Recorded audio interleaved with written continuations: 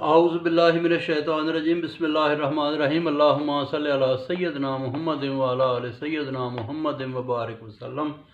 اچھا جی، پارہ نمبر 27 اور آج ہے سورہ والنجم۔ اس کا ترجمہ پڑھتے ہیں۔ اللہ تعالیٰ نے فرمایا کہ اترتے ہوئے تارے کی قسم، تمہارا دوست بہکا نہیں، بے راہ نہیں، اپنی مرضی سے نہیں بولتا بلکہ وحی کے مطابق بتاتا ہے۔ سخت قوتوں والے نے اسے سکھایا جو زوراور ہے۔ جب سیدھا بیٹھا تو وہ اونچے آسمان کے کنارے پر تھا۔ یہ معراج شریف کا ذکر ہے۔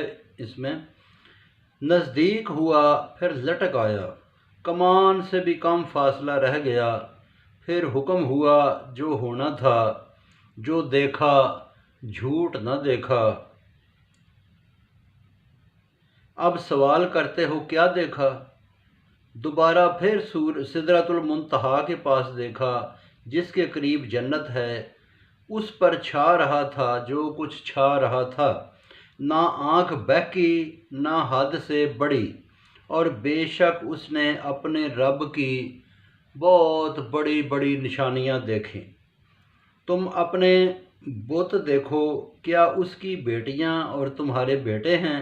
یہ سب غلط ہے، بنائی ہوئی باتیں ہیں بے سند، تمہارے اپنے من کی چاہ ہے۔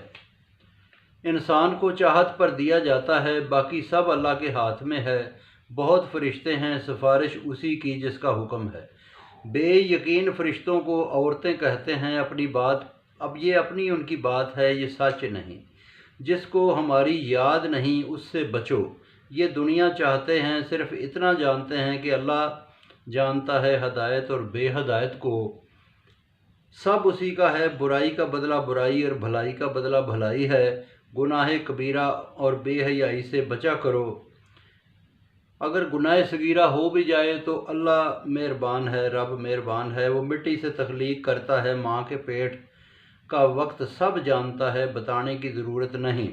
بہتر وہی ہے جو متقی ہے۔ دیکھا ہے جو ایمان لا کر پھر گیا، کیا وہ غیب کی خبر رکھتا ہے، یا موسیٰ و ابراہیم کی طرح اس کے اوپر صحیفے آتے ہیں؟ کوئی کسی دوسرے کا ذمہ دار نہیں، بوجھ اپنا اپنا ہے۔ وہی ملے گا جو کمایا، دیکھ لینا، پورا بدلہ ملے گا۔ سب پہنچتا ہے رب تک، وہی ہنساتا ہے، وہی رلاتا ہے، وہی مارتا ہے، وہی جلاتا ہے۔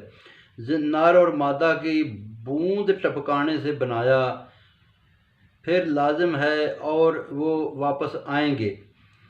دولت اور پونجی دی، رب شعراء ہے، ٹھیک ہے۔ رب کو یہ کہتے تھے کہ ایک تارے کا نام تھا شعراء، تو اس کو وہ مانتے تھے، کہتے کیا رب شعراء ہے؟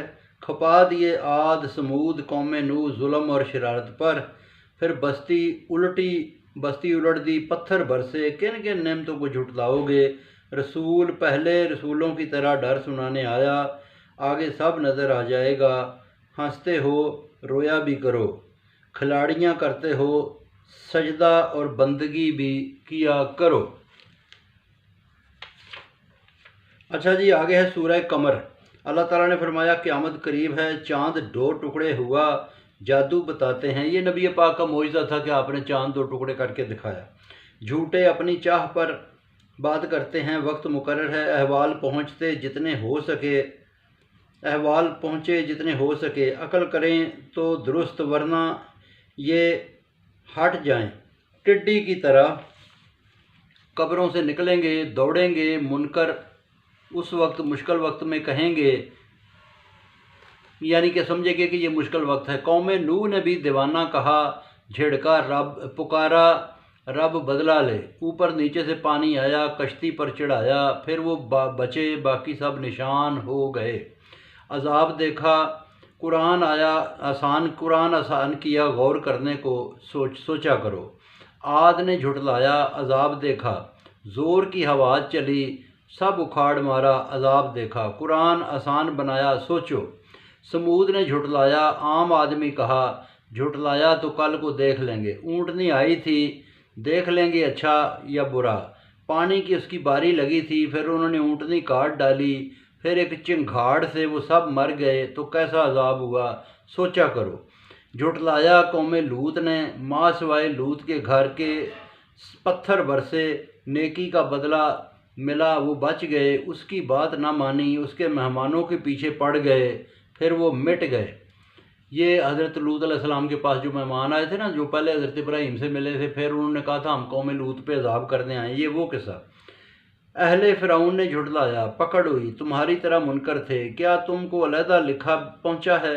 بدلہ سوچتے ہو، شکست ہوگی، قیامت بڑی آفت ہے، سخت ہے، گنہگار گھسیٹ کر دوزخ میں لے جائے جائیں گے، پھر وہ مزہ چکھیں گے۔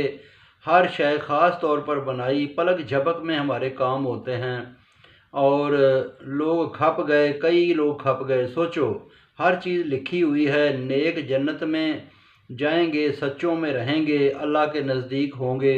بہت شکریہ جی، باقی انشاءاللہ پھر پڑھیں گے۔